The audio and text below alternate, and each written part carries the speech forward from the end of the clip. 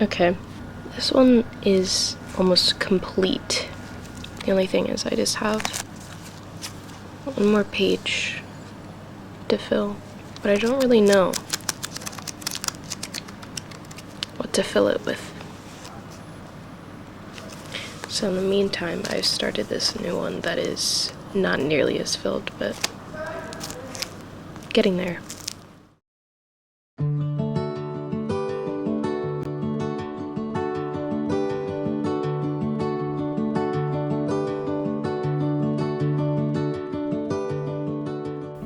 I feel like I'm chronically a creative person, but I don't think my creativity falls into the conventional artistic talent.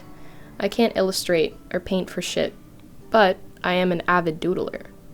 I'm not an impressive artist whose creations and installations are in the Tate Modern, but when I say I'm chronically creative, I mean I want to let those juices and urges ooze, but I have a mediocre and self-sabotaging way to express it. But thankfully, I've solved my rut with a hobby based on cultivating mistakes and creating impulsively.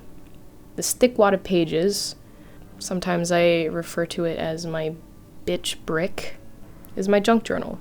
An emphasis on junk because there is literal trash within these pages that I just collect from my day. Whether I've gone out somewhere or I'm just staying at home, I find a way to just incorporate little mundane moments and make it look cool.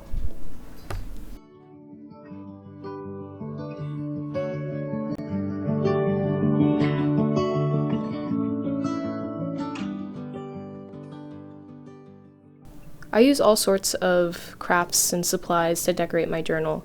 Markers, my favorite being Posca pens, stamps, googly eyes are an occasion, fun little tapes. Currently, I only have clear tape and tape that looks like a little road, but more often than not, the materials I get and paste into these pages are scraps, receipts, posters, sticky notes, stickers, old drawings that I found from middle school. But this journal is my version of a diary. I've never been one to write and spill all my thoughts out into words on a page. I feel like I'm not too articulate when it comes to that sort of thing. But I find that working with things that I'm given or find, stumble upon, it's easier for me to let those juices ooze a bit.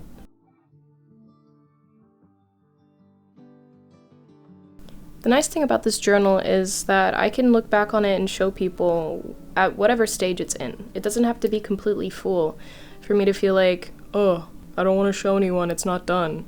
It's nice that this work in progress allows me to still reminisce amidst the progress.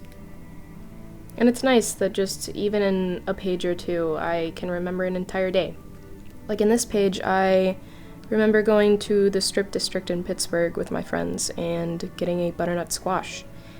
And that was my first little scrap that I posted in this journal, and I just wanted to draw little funky squash thingies in here. I remember just this kind of process of a little impulse, pasting something in here and drawing around it, made me feel some type of way.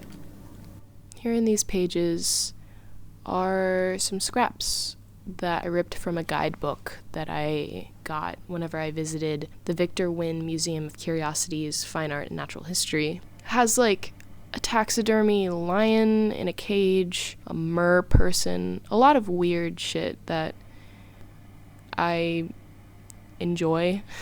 Specifically, it featured art pieces by Stephen Wright, who I was fortunate enough to interview about his own House of Dreams museum. So I made the trip to meet him and tour his house, where he's taken the recycled art process to the extreme.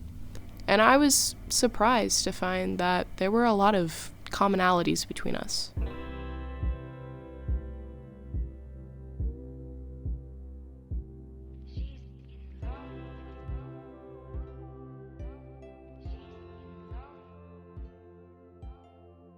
I go hunting for things, really. The things have to speak to me. They're here for a reason. Everything in this house is here for a reason. sort of work in lots of different ways. Collage, you know, whatever seems appropriate at the time, really.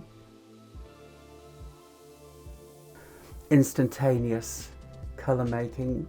It's about the impulse, it's about, you know, the instinct. You know, the mark making comes from instinct and it's quick, it's usually very quick.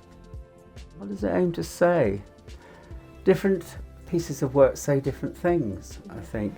As the house is now becoming more about my life and it's a diary of my life, it sort of offers all sorts of different things.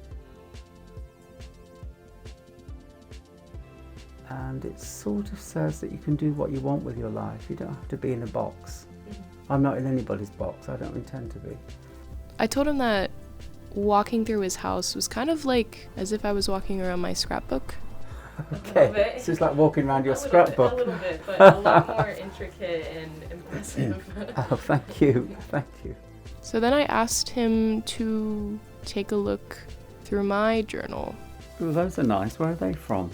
They're from my university shop, and I just found them. Like, I'd have those, wouldn't I? If you want to take a person, you can. And he ended up interviewing me instead, which was quite a treat, and I felt a little flattered, not gonna lie. Do you just do things automatically, or do you plan when you stick them in this book? A lot of it is also by impulse. A lot of stuff I'll just take and paste in there. Sometimes I'll like plan a page in my mind whenever I stumble upon something.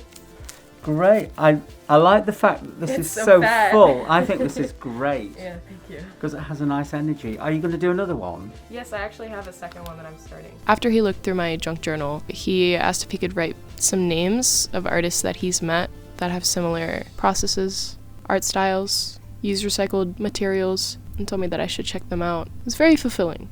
A nice little extra contribution that I can add to the many fragments of my mind and my experiences in this little journal.